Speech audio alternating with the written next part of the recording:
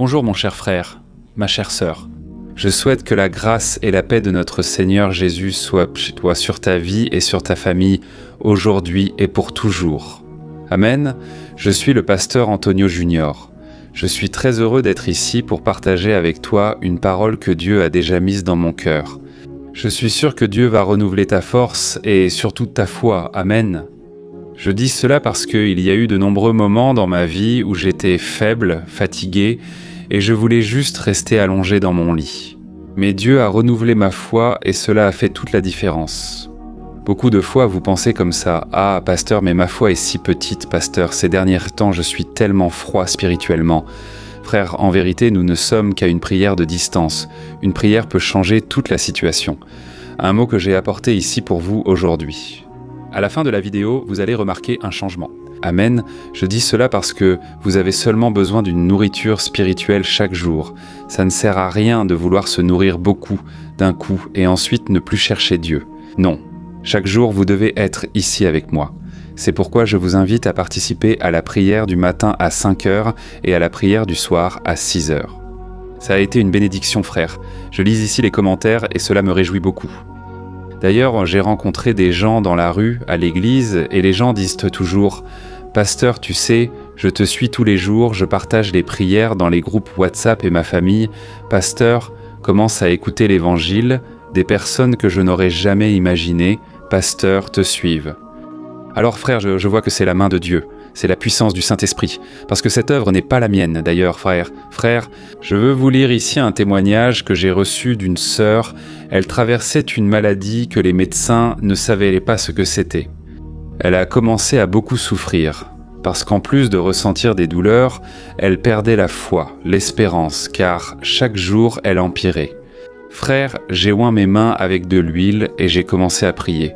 Mais c'est Dieu qui a agi dans sa vie, ce n'est pas ma vie, mais c'est Jésus qui est vivant et c'est lui qui a agi. Et je veux lire ici le commentaire.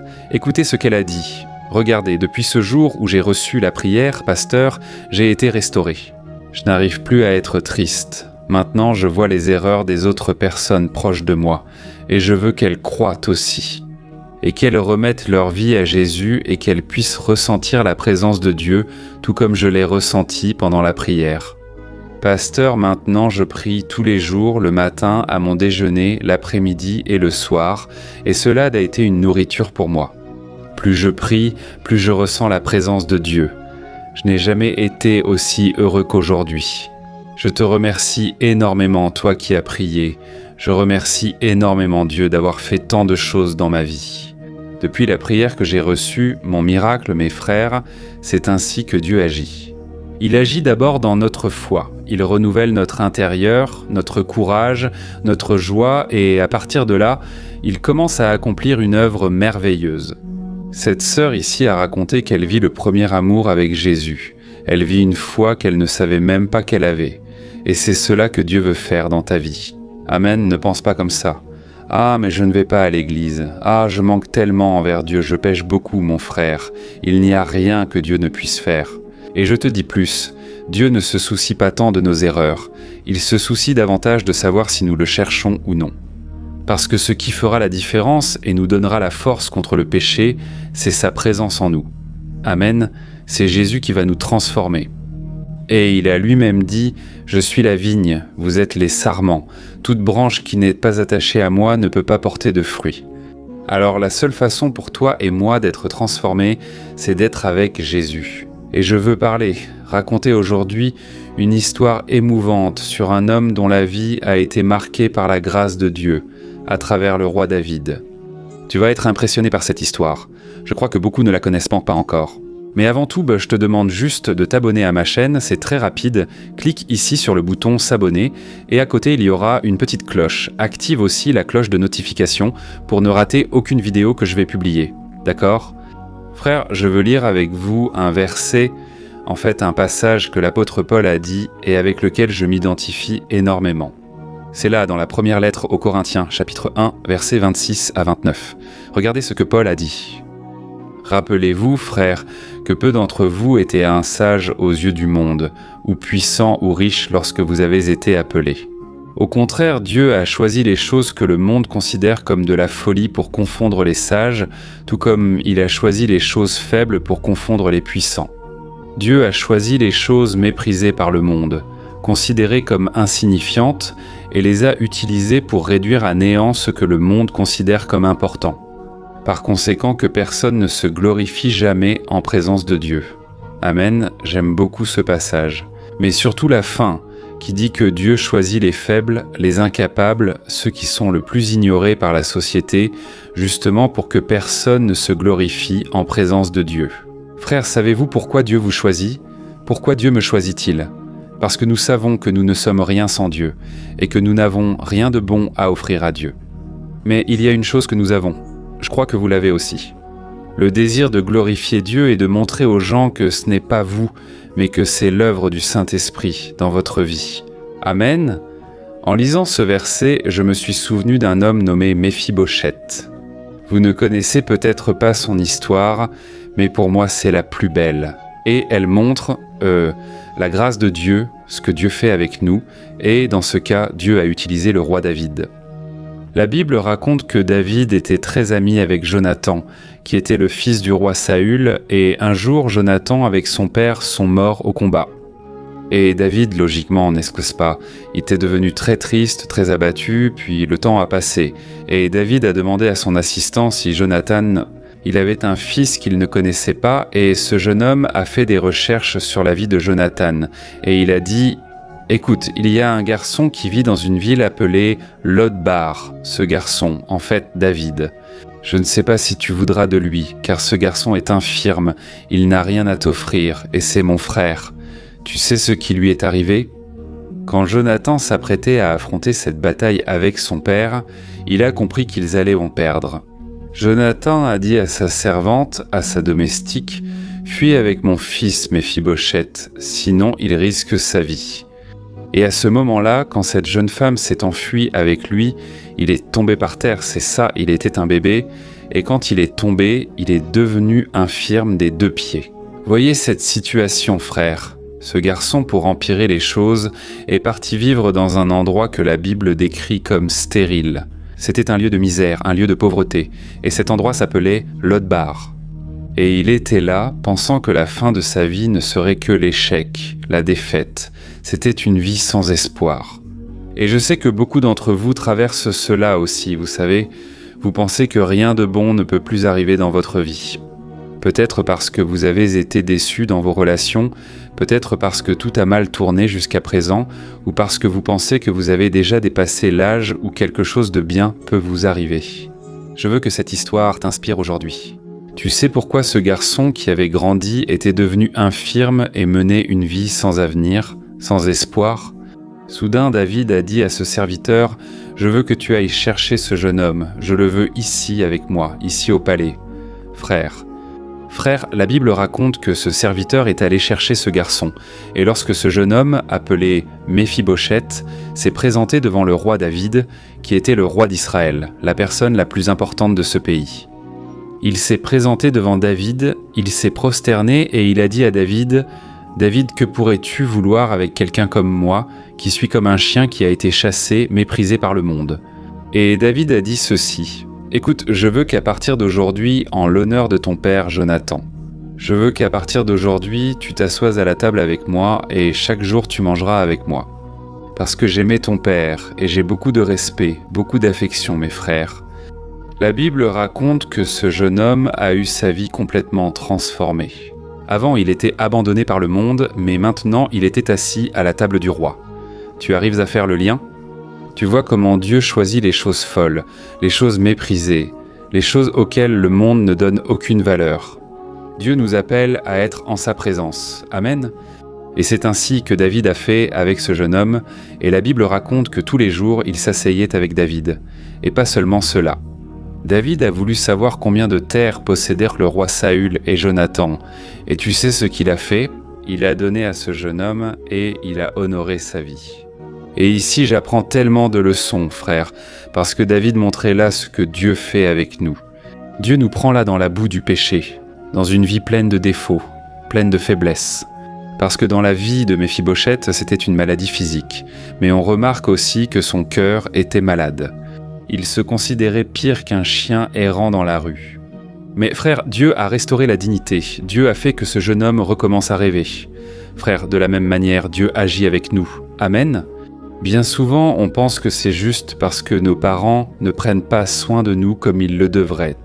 Juste parce que peut-être ton mari, ta femme ne te donnent pas la valeur que tu mérites. Bien souvent, tu penses que Dieu était comme ça aussi, et alors tu as du mal à faire confiance à l'amour du Père, parce que tu te dis « Ah, je dois avoir quelque chose qui ne va pas chez moi ».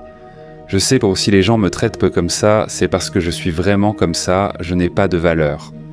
Mais frère, ce verset vient de nous réconforter aujourd'hui. Dieu choisit les choses insignifiantes, les choses faibles. Tout cela pourquoi, frère ? Pour confondre ces personnes qui pensent être quelque chose, ces personnes qui nous méprisent aussi. Parce que nous n'avons pas d'argent, nous vivons dans un monde matérialiste, frère, et pour ce monde, si vous n'avez pas d'argent, vous n'avez aucune valeur. Dieu ne t'aime pas pour ce que tu as, mais pour ce que tu es. Amen. Tu connaissais déjà l'histoire de Méphibosheth ? Je me souviens la première fois que j'ai vu cela, ça m'a beaucoup touché. Et alors j'ai commencé à comprendre pourquoi David a été appelé l'homme selon le cœur de Dieu. Frères, il avait des failles, il avait des défauts, mais il a démontré des principes qui ont beaucoup réjoui le cœur du Père. Amen. Et une fois, j'ai vu un pasteur dire ceci. Tu sais pourquoi Dieu disait que David était un homme selon son cœur ? C'était comme si Dieu disait « Si un jour j'étais un homme, j'aimerais être comme David ». Regardez comme c'est profond, frère. Dieu très souvent s'identifie à nous. Parfois, tu fais une petite chose pour quelqu'un et tu penses « Ah, c'est insignifiant ». Mais frère, aux yeux de Dieu, c'est très grand. Amen. Pour les gens, peut-être que ce n'est rien. Mais Jésus lui-même a dit « Quand tu offres ne serait-ce qu'un verre d'eau à l'un de mes petits, c'est comme si tu le faisais pour moi ». Frères, nous devons être connus pour nous aimer les uns les autres. Pas seulement ceux qui nous aiment, mais aussi ceux qui bien souvent parlent mal de nous. Ceux qui bien souvent ont de la colère ou du ressentiment contre notre vie. C'est précisément pour cette personne que nous devons prier, car c'est là que la prière a du pouvoir. Tu sais ce qui se passe alors ? Tu deviens chaque jour un peu plus semblable à Jésus.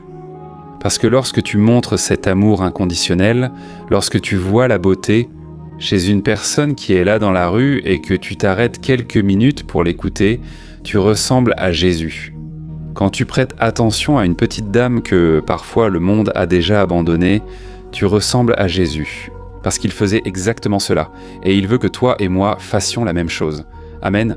Alors, à partir d'aujourd'hui, frères, que vous puissiez regarder les personnes dans le besoin, et je ne parle pas seulement de ceux qui manquent de ressources financières. Vous voyez, frères, il y a beaucoup de riches là dehors, en dépression, cherchant le sens de leur existence avec un vide existentiel. Et vous pouvez être utilisé par lui pour apporter une lumière, une espérance, et cette espérance s'appelle Jésus. Gloire à Dieu. Alors, frères, maintenant je veux prier pour vous. Je veux demander, comme j'ai raconté ce témoignage au début sur la guérison de cette sœur, frère, j'ai oublié de raconter toute la bénédiction, n'est-ce pas ? Je ne lis pas tout le commentaire pour ne pas que ce soit trop long, mais elle a été guérie, frère, et les médecins ont été émerveillés de voir la puissance de Dieu. Parce qu'il y a des choses qu'on n'explique pas, n'est-ce pas ? Et bien souvent, on s'appuie plus sur la parole de l'homme que sur la parole de Dieu. Et dans son cas, elle a été guérie pour la gloire du Seigneur Jésus.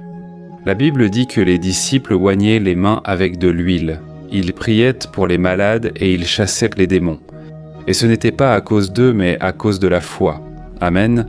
Et ainsi Dieu accomplissait le miracle. Je crois, et toi ? Prie alors avec moi en accord. Maintenant, je vais étendre mes mains et, pendant que je prie, tu vas présenter devant le Seigneur ton besoin, ce dont tu as le plus besoin. C'est peut-être un problème de santé. Nous allons aussi prier pour cela, et tu peux laisser tes commentaires ici.